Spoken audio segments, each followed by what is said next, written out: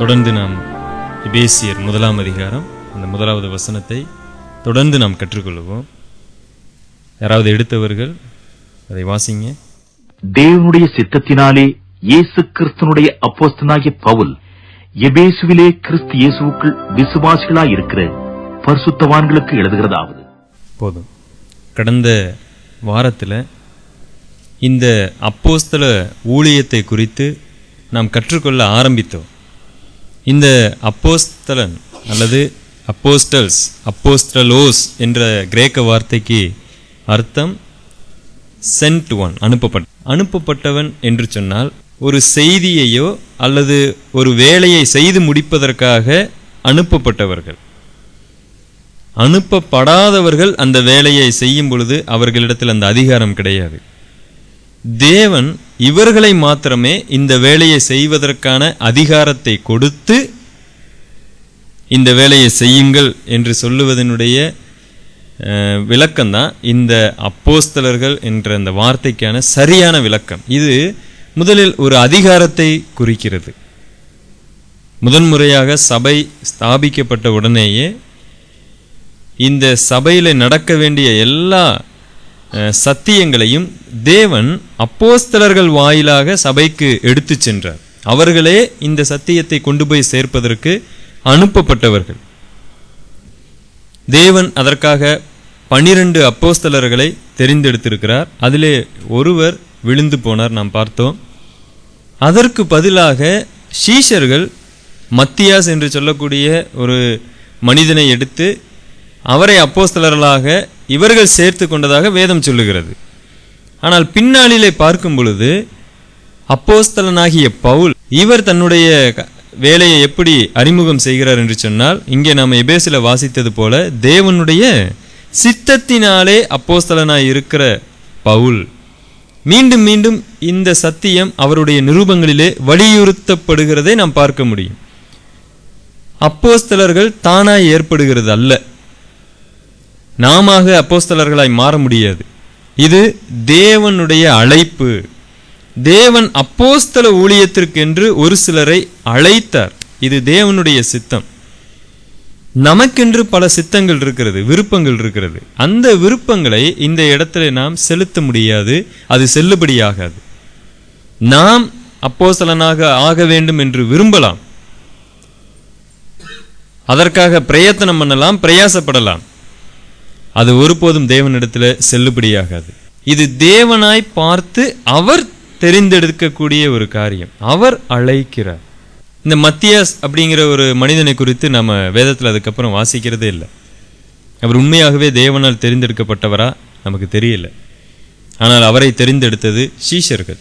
11 அப்போஸ்தலர்கள் எல்லாம் சேர்ந்து அவரை தெரிந்தெடுத்தாங்க. ஆனால் தேவன் அவர்களிடத்தில் சொன்னது, நீங்கள் காத்திருங்கள், பரிசுத்த ஆவியானவர் வரும் வரைக்கும் எந்த வேலையும் செய்யாதீங்க, எங்கேயும் போய் பிரசங்கம் பண்ணாதீங்க. உங்களுடைய வேலை ஜெபித்து கொண்டு காத்திருக்கக்கூடிய வேலை. இடையிலே அவங்க ஒரு கிரியை செய்தாங்க, வேலை செய்தாங்க. அது அநேகமாக அது தவறு.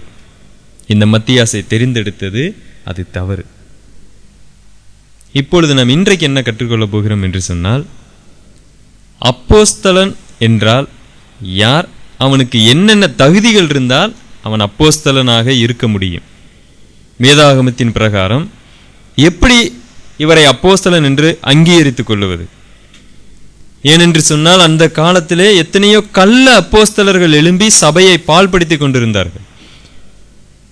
இங்கே பரிசுத்த ஆவியானவர் அல்லது தேவன் 12 அப்போஸ்தலர்களை மாத்திரமே அதிகாரப்பூர்வமாக சபையை நடத்துவதற்கும் சபையை ஸ்தாபிப்பதற்கும் பயன்படுத்தினார்.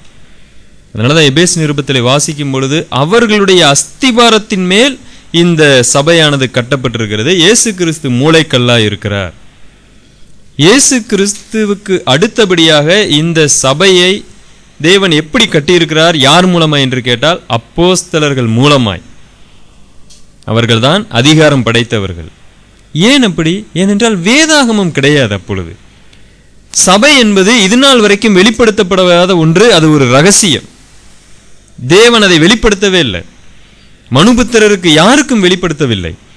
இது திடீரென்று மக்களுக்கு அது உதயமான ஒரு சபையை போல இருப்பதினாலேயே அதை குறித்த சத்தியங்கள் தெரியவில்லை. அதற்காக தான் தேவன் இந்த அப்போஸ்தலர்களை தெரிந்தெடுத்தார். நேரிடையாக அவர்கள் மூலமாய் இடைப்பட்டார். சபைக்கு வேண்டிய எல்லா சத்தியங்களையும் அவர்கள் தேவனிடத்தில் கேட்டு அதை ஜனங்களுக்கு கொடுத்தாங்க. அதையே நிருபங்களாகவும் எழுதினார்கள்.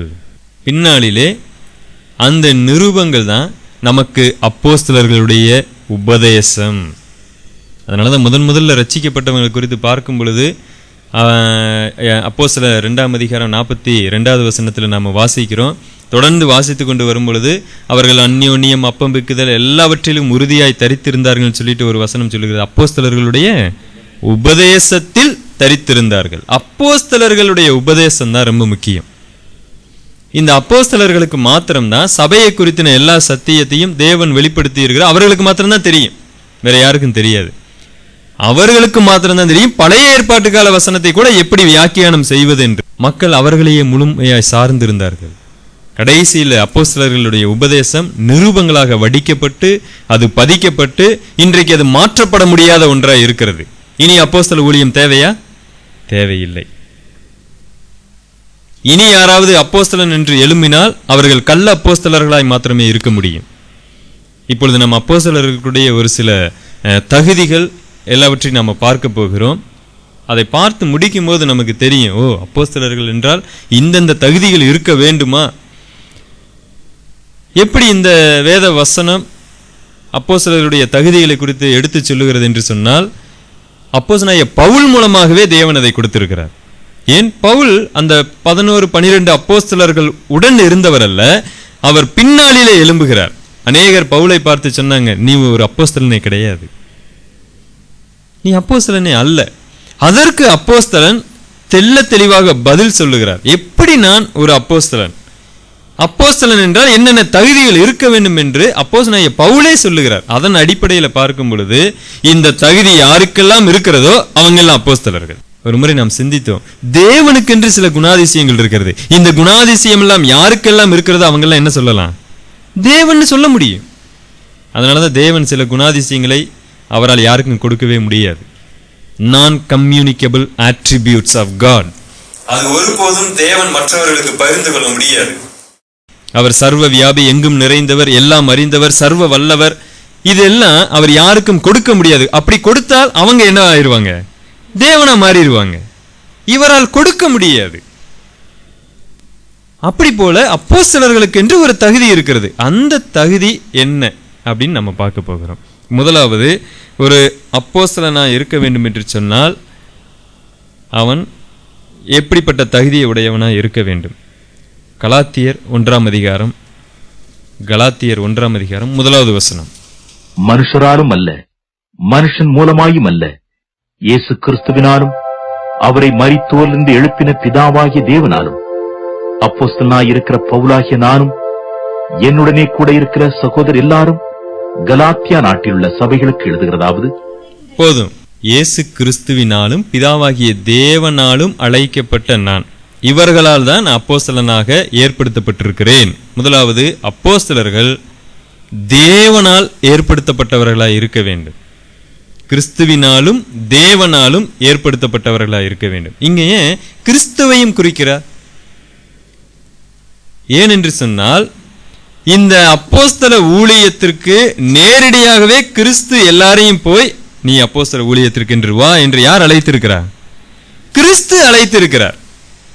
இங்கே அப்போஸ்தலனாகிய பவுல் 2 காரியத்தை வெளிப்படுத்துகிறார். கிறிஸ்துவும் என்னை அழைத்திருக்க வேண்டும், தேவனுடைய சித்தத்தின்படி தேவனும் அதை ஆமோதித்திருக்க வேண்டும். அப்போஸ்தலனாகிய பவுலை கிறிஸ்து எங்க அழைத்தாரு? கிறிஸ்துவை எங்கேயாவது வாழும்போது பார்த்தார் அப்போஸ்தலனாகிய பவுல்? கிறிஸ்து எப்பொழுது அப்போஸ்தலனாகிய பவுல் அழைத்தார்?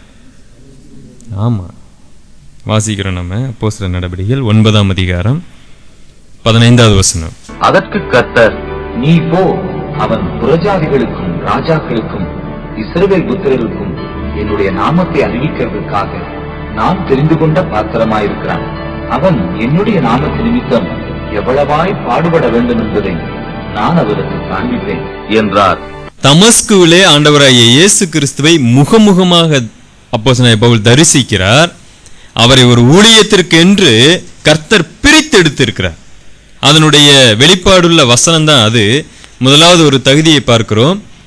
ஒரு அப்போஸ்தலன் கிறிஸ்துவினாலும் தேவனாலும் நேரடியாக ஊழியத்திற்கு அழைக்கப்பட்டவனாக இருக்க வேண்டும்.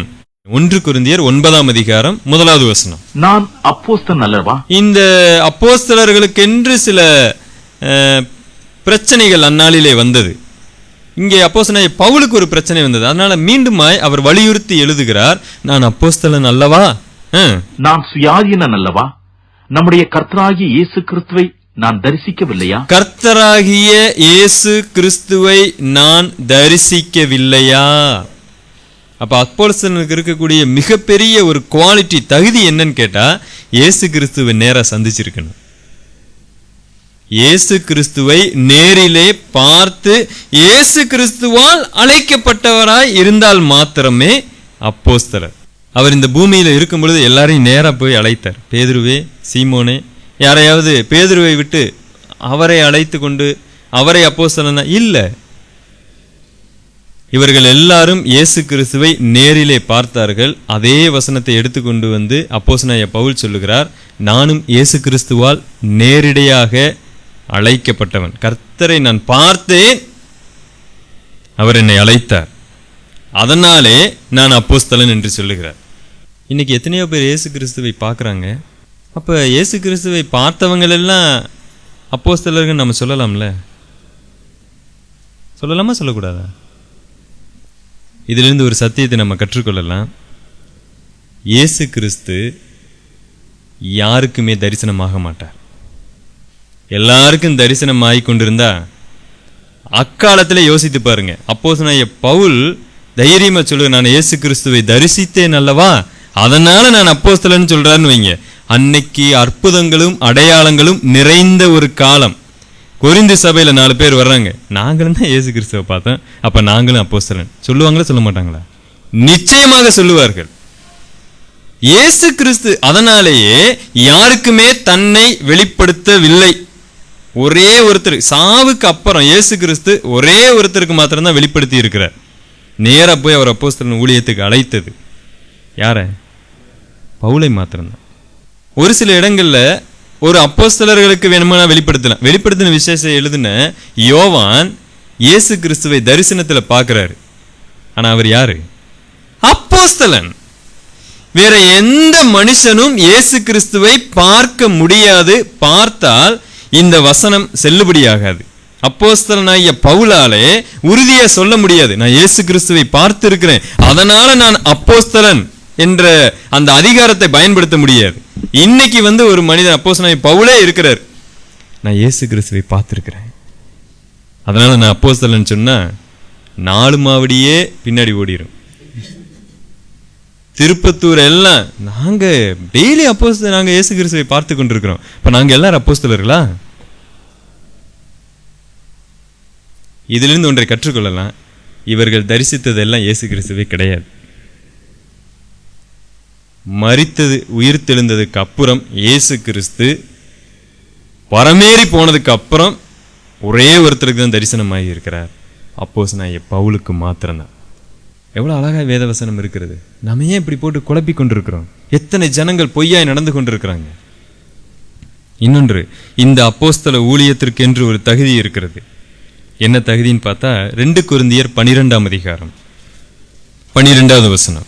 அப்போஸ்தலனுக்குரிய அடையாளங்கள் எல்லாவிதமான பொறுமையோடும் அதிசயங்களோடும் அற்புதங்களோடும் வல்லமைகளோடும் உங்களுக்குள்ளே நடப்பிக்கப்பட்டதே. போதும். இந்த நிருபத்தை, இந்த 2 கொரிந்தியர் 11, 12, 13 அதிகாரங்களை நீங்கள் தயவு செய்து வீட்டில் அமர்ந்து பொறுமையாய் வாசித்து பாருங்க. அதற்கு நான் வாசியுங்கள் என்று ஒரு அறிவுரை சொல்லுகிறேன். ஏனென்று சொன்னால், இந்த 3 அதிகாரங்களும் அப்போஸ்தலனாகிய பவுலுக்கு விரோதமாய் பேசினவர்களுக்கு எதிராக எழுதப்பட்ட ஒரு வார்த்தைகள். இவரை அப்போஸ்தலன் அல்ல என்று சொல்லக்கூடிய மக்களுக்காக எழுதப்பட்ட வார்த்தைகள். 11ஆம் அதிகாரம், 12, 13ஆம் அதிகாரம். இந்த 3 அதிகாரம் ரொம்ப முக்கியம். அதிலே அந்த மையத்தில் வரக்கூடிய இந்த 12ஆம் அதிகாரத்தில் அப்போஸ்தலனுக்குரிய அடையாளங்கள் அப்ப அப்போஸ்தலனுக்கென்று ஒரு சில அடையாளங்களை தேவன் அவர்கள் இருக்கும்போது அவங்களுக்கு கொடுத்திருந்தார். இந்த அடையாளங்கள்லாம் இருந்தாதான் அவங்க யாரு? அப்போஸ்தலர்கள். இந்த அடையாளங்கள் இல்லைன்னு சொன்னா அவங்க அப்போஸ்தலர்கள் கிடையாது. இந்த அடையாளங்களை எல்லாரும் செஞ்சாங்கன்னா எல்லாரும் யாரு? அப்போஸ்தலர். ஏன்னு கேட்டா அப்போஸ்தலனுக்குரிய அடையாளங்கள், அப்போஸ்தலனுக்கென்று ஒரு சில அடையாளங்கள் இருந்தது. முதல்ல ஒன்றை தெளிவுபடுத்திக் கொள்ளலாம், 12 அப்போஸ்தலர்கள் தான், அதுக்கு மேல அப்போஸ்தலர்கள் கிடையாது. அதையும் நீங்க மனதில் வைத்துக் கொள்ளுங்க. ஏன் 12 அப்போஸ்தலர்கள்? கடந்த வாரத்தில் நாம் சிந்தித்தோம். இயேசு கிறிஸ்துவின் இடத்துல பேதுரு வந்து கேட்கும் பொழுது எல்லாவற்றையும் நாங்கள் விட்டு பின்பற்றினோமே, எங்களுக்கு என்ன கிடைக்கும்? ஆண்டவர் சொன்னாரு, நீங்கள் 12 சிங்காசனங்களிலே உட்கார்ந்து நியாயந்தீர்ப்பீர்கள், இஸ்ரவேலர்களை நியாயந்தீர்ப்பீங்க, 12 கோத்திரத்தை நீங்கள் நியாயந்தீர்ப்பீர்கள். இன்னைக்கு அப்போஸ்தலர்கள் 50 பேர் இருக்கிறாங்கன்னு வைத்துக் கொள்ளலாம். யோசித்து பாருங்க, ஒரு கோத்திரத்துக்கு 4 பேர் நியாயந்தீருங்கப்பா. ஐயோ, இன்னும் ஏகப்பட்ட அப்போஸ்தலர்கள் வந்துகிட்டு இருக்கிறாங்க, என்ன பண்றது? ஆண்டவர் இப்படி தான் யோசிச்சுட்டு இருப்பாரு. சரி, ஓகே, 10 பேரா நீங்க பிரிச்சுக்கிட்டு நியாயம் தீர்க்கிறீங்களா? இல்ல ஆண்டவரே, சேர் 12 தான் இருக்கு, 12 சிங்காசனங்கள்ல உட்கார சொல்லி இருக்கிறீங்க, 12 தான் இருக்கு, இப்ப என்ன பண்றது? 12 அப்போஸ்தலர்கள் தான், வேற யாரும் கிடையாது. இந்த 12 அப்போஸ்தலர்கள் 13 கிடையாது, 14 கிடையாது, 11 கிடையாது, 12னா 12 தான்.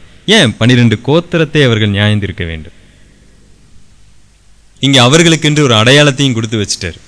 அப்போஸ்தலனுக்குரிய அடையாளங்கள் என்ன வாஸ்தவம்? நாம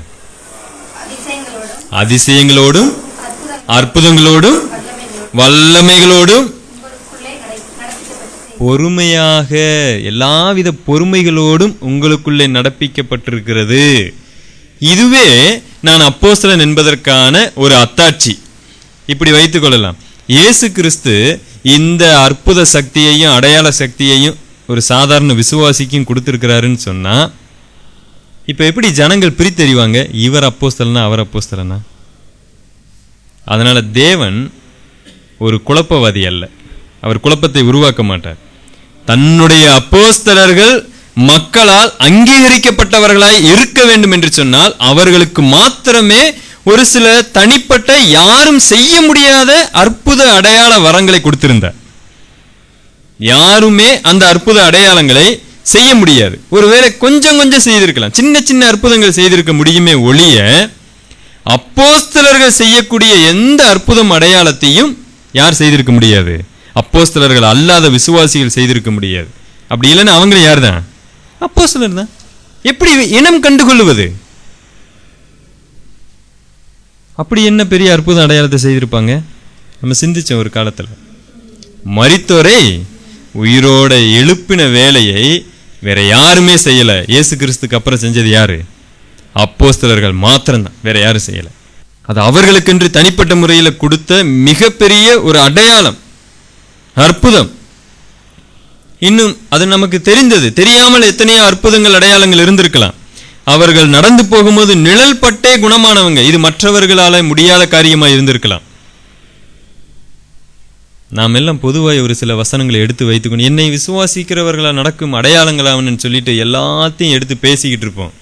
ஆனால் சற்று கொஞ்சம் ஞானமாகவும் நிதானமாகவும் பரிசுத்த ஆவியானவருடைய உதவியோடு வேதத்தை வியாக்கியானம் செய்யணும். 12 அப்போஸ்தலர்கள் தான் தேவனால் நியமிக்கப்பட்டவர்கள்.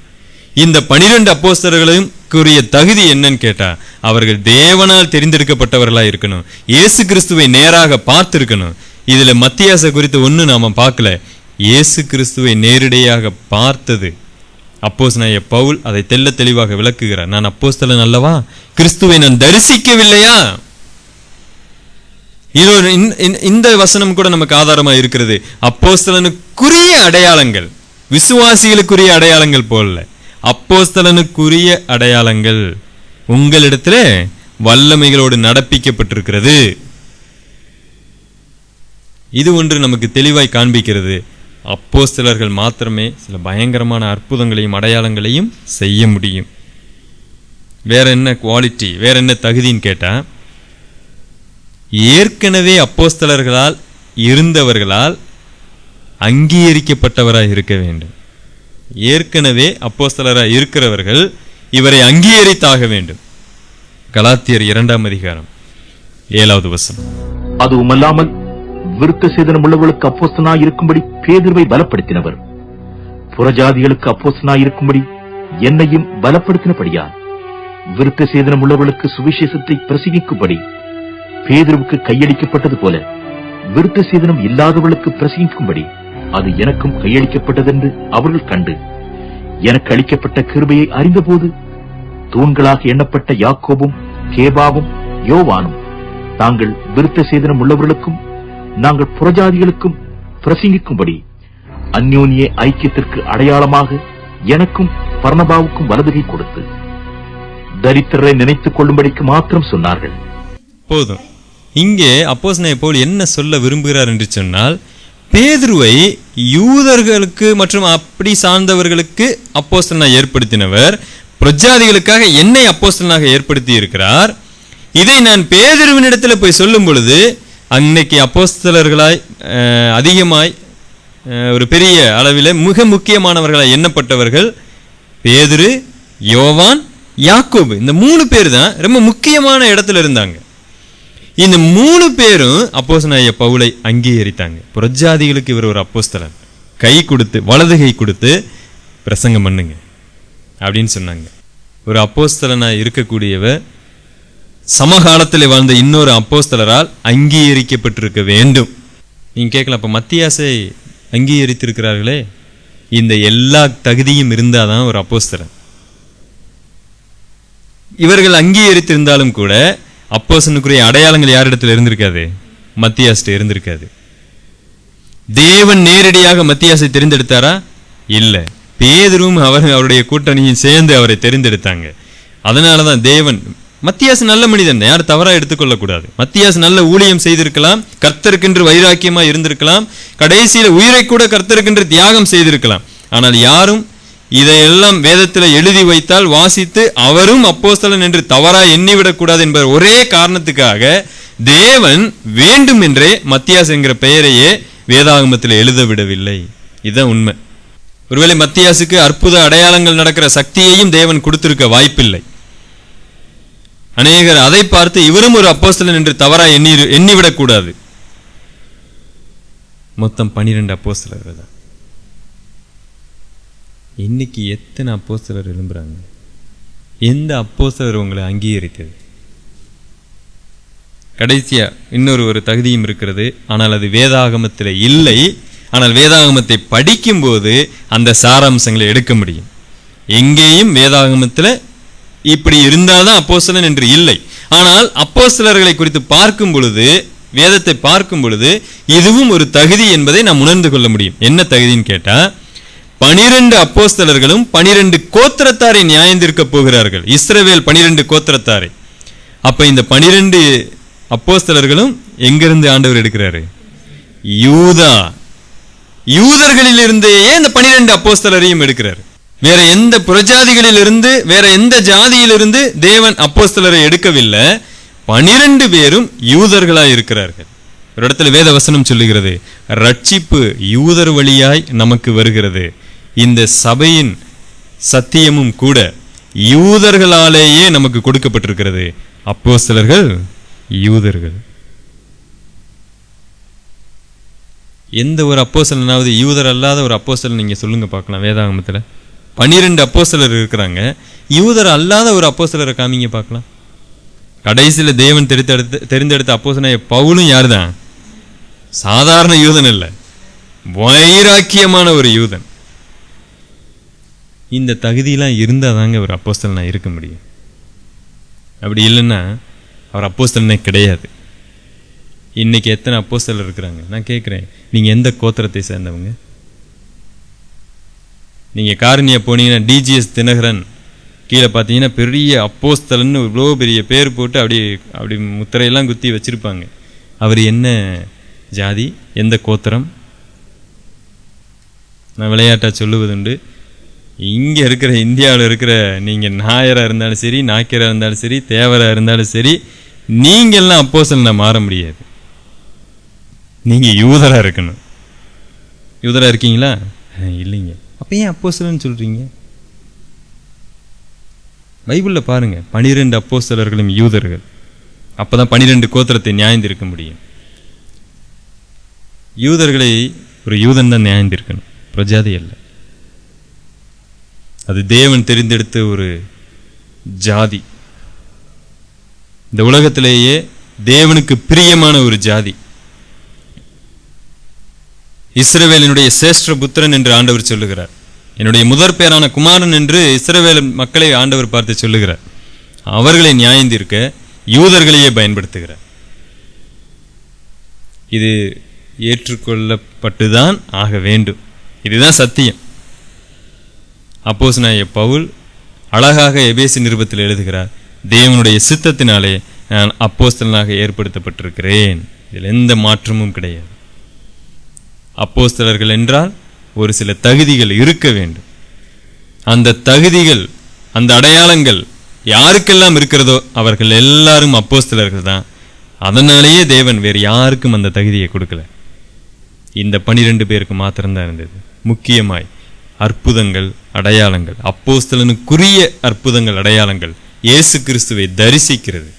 இன்றைக்கு வரைக்கும் இயேசு கிறிஸ்து யாருக்கும் தரிசனம் தரமாட்டார், யாருக்கும் கிடையாது. அப்படியே வேதாகமத்திலே தரிசனம் கிடைத்தது போல வார்த்தைகள் இருந்தாலும் சரி, தனிப்பட்ட முறையிலே இயேசு கிறிஸ்து பேசி இருக்க மாட்டார். உன்னை நான் இதற்காக அழைக்கிறேன் என்று இயேசு கிறிஸ்து என்ன பண்ண மாட்டாரு? பேசி இருக்க மாட்டார். வேதாகமத்தில் பார்த்தீங்கன்னா ஸ்தேவான் மரிக்க போகும்போது அவர் தூரத்தில் யாரை பார்க்குறாரு?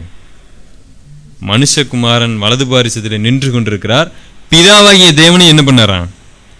அப்படித்தானே வாசிக்கிறோம். நம்ம என்ன யோசிக்கிறீங்க? அந்த பகுதியை எடுத்து வாசிக்கலாமா? ஏன்னா நீங்க போட்டு குழப்பிக் கொள்ளக்கூடாது, அதற்காக தான். 7ஆம் அதிகாரம் 56வது வசனம் வாசிங்க. அவன் பரிசுத்த ஆவியினாலே நிறைந்தவனாய் வானத்தை அண்ணாந்து பார்த்து தேவனுடைய மகிமையையும் தேவனுடைய வலது பாரிசத்தில் இயேசுவானவர் நிற்கிறதையும் கண்டு, அதோ வானங்கள் திறந்திருக்கிறதையும். போதும். தேவனுடைய மகிமையையும் இயேசுவானவர் வலது பாரிசத்திலே நிற்கிறதையும் கண்டு. இது ஒரு ஸ்பெசிபிக் ரெவலேஷன்.